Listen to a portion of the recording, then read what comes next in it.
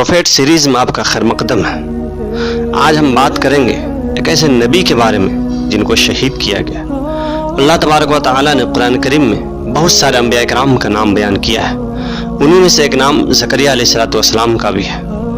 زکریا علیہ السلام سلیمان بن داؤد کی اولاد میں سے تھے۔ اللہ تعالیٰ نے آپ علیہ السلام کو بنی اسرائیل کی ہدایت و رہنمائی کے لیے مبعوث فرمایا۔ قرآن کریم اور تاریخ کی کتابوں میں آپ کی زندگی کے بارے میں بہت زیادہ نہیں ہے، کچھ احادیث میں آپ کا تذکرہ ہے جن سے آپ کے بارے میں کچھ چیزیں پتہ چلتی ہیں، لیکن بائبل میں ایک باب صحیفہ زکریا کے نام سے ہے، ان میں زکریا علیہ السلام کے بارے میں ہے، لیکن کچھ مورخین فرماتے ہیں کہ وہ زکریا نہیں ہے جو زکریا عیسیٰ علیہ السلام کے زمانے سے میں تھے۔ زکریا علیہ السلام کا نام ہے، وہ 500 سال پہلے کے ہیں، لیکن قرآن کریم میں جن زکریا علیہ السلام کا ذکر ہے وہ عیسیٰ علیہ السلام کی والدہ مریم علیہ السلام کے مربی اور یحییٰ علیہ السلام کے والد ہیں۔ زکریا علیہ السلام کی اہلیہ اور مریم علیہ السلام کی والدہ آپس میں بہنیں تھیں۔ اس طریقے سے زکریا علیہ السلام مریم علیہ السلام کے خالو تھے۔ آپ نبی ہونے کے علاوہ بیت المقدس کے امام، خادم اور ایک روحانی شخصیت تھے۔ لوقا کے انجیل میں اس منصب کو کاہن کہا گیا ہے۔ دراصل بنی اسرائیل میں کاہن ایک مذہبی اور روحانی منصب تھا جس کے ذمہ ہیکل سلیمانی اور بیت المقدس کے مذہبی رسومات کو انجام دینا تھا۔ آپ علیہ السلام کے والد محترم کا نام برخیہ تھا۔ زکریا علیہ السلام بھی دیگر انبیاء کرام کی طرح اپنے ہاتھ سے کام کرتے تھے۔ اس کی تصدیق اس حدیث سے ملتی ہے کہ ابو ہریرہ رضی اللہ عنہ سے فرماتے ہیں کہ نبی پاک صلی اللہ علیہ وسلم نے فرمایا زکریا علیہ السلام بڑھئی تھے۔ دنیا میں جتنے بھی انبیاء کرام آئے انہوں نے معاش کے لیے کسی نہ کسی پیشے کو ضرور اپنایا۔ وہ اپنی روزی کے لیے اپنے ہاتھوں سے کام کرتے تھے اور اپنے معاش کا بوجھ کسی دوسرے پہ نہ ڈالتے، کسی سے دین حق کے کام کی اجرت نہیں مانگتے تھے۔ مفسرین فرماتے ہیں کہ آدم علیہ السلام جب دنیا میں پہنچے تو ان کے پاس جنت کے پودوں کے بیج تھے، انہوں نے کاشتکاری کی اور سب سے پہلے آٹا پیس کر روٹی بنائی۔ اس کے علاوہ ستر پوشی کے لیے جانوروں کی کھالوں کا لباس تیار کیا۔ یہ سب کام جبریل علیہ السلام نے انہیں بتایا۔ شیس علیہ السلام نے تعمیرات کا کام کیا، شہروں اور قلعوں کی بنیاد رکھی۔ بابل اور سوس آپ ہی نے بنائے تھے۔ نوح علیہ السلام لکڑی کا کام کرتے تھے، آپ علیہ السلام نے کشتیاں بنائیں۔ ادریس علیہ السلام نے کپڑا بننا، ناپ تول اور ہتھیار بنانے کا کام کیا۔ ہود علیہ السلام اور صالح علیہ السلام بھی تجارت کیا کرتے تھے۔ ابراہیم علیہ السلام اور اسماعیل علیہ السلام کھیتی باڑی کے علاوہ تعمیراتی کام بھی کیا کرتے تھے، انہوں نے خانہ کعبہ تعمیر کیا۔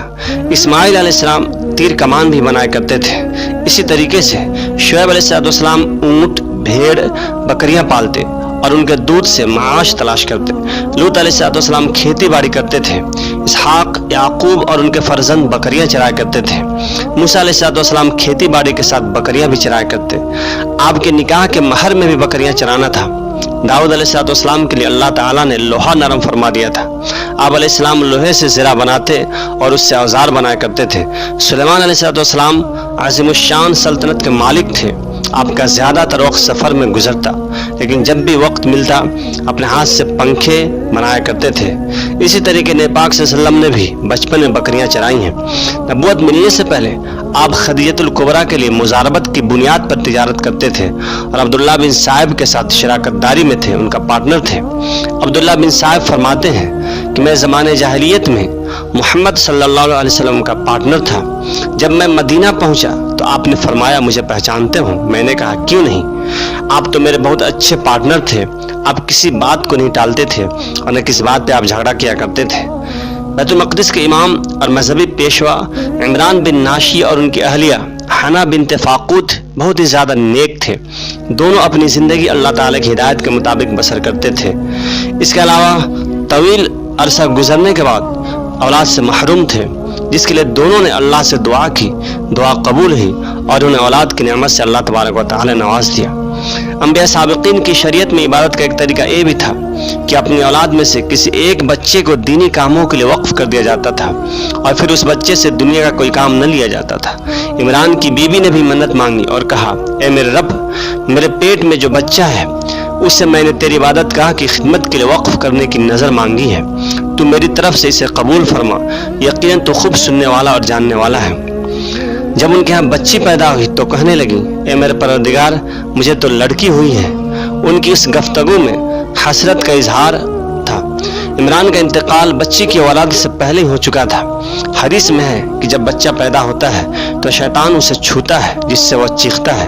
اللہ تبارک و تعالیٰ نے مریم علیہ السلام اور ان کے بیٹے عیسیٰ علیہ السلام کو شیطان کے چھونے سے محفوظ رکھا۔ والدہ اپنی نظر پوری کرنے کی نیت سے اس بچے کو لے کر بیت المقدس پہنچی۔ وہاں مسجد کے مجاور، خادم اور کاہن موجود تھے، جن میں زکریا علیہ السلام بھی شامل تھے۔ مریم کی والدہ نے کہا، اس بچی کے متعلق میں نظر مانگ چکی ہوں، اب بیت المقدس کی خدمت کے لیے آپ لوگوں کے پاس رہے گی۔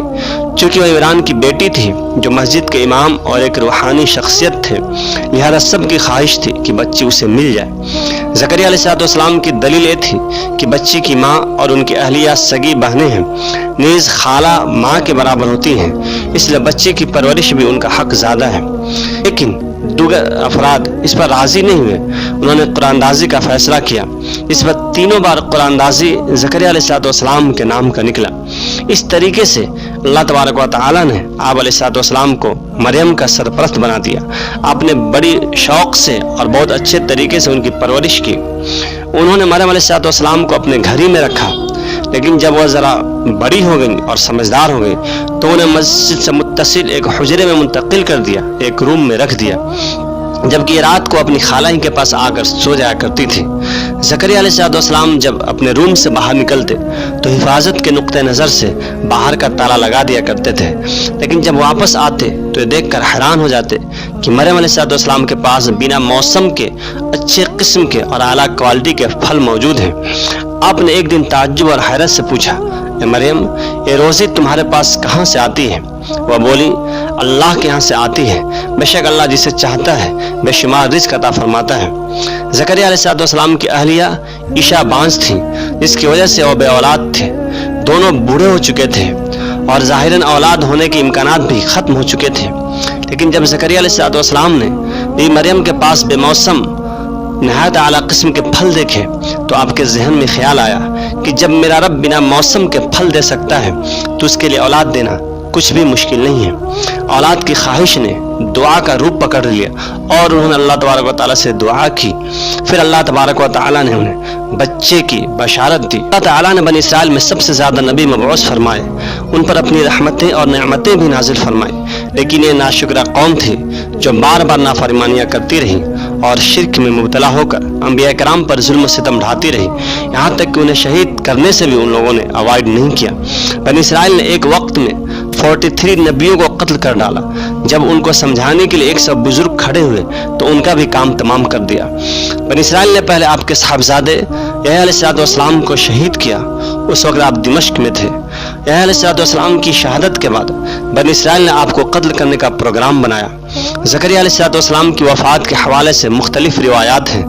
کچھ مفسرین اور مورخین فرماتے ہیں کہ آپ نے نیچرل طریقے سے آپ کی موت ہوئی، جبکہ دوسرے لوگ کہتے ہیں کہ انہیں بھی بنی اسرائیل نے شہید کیا۔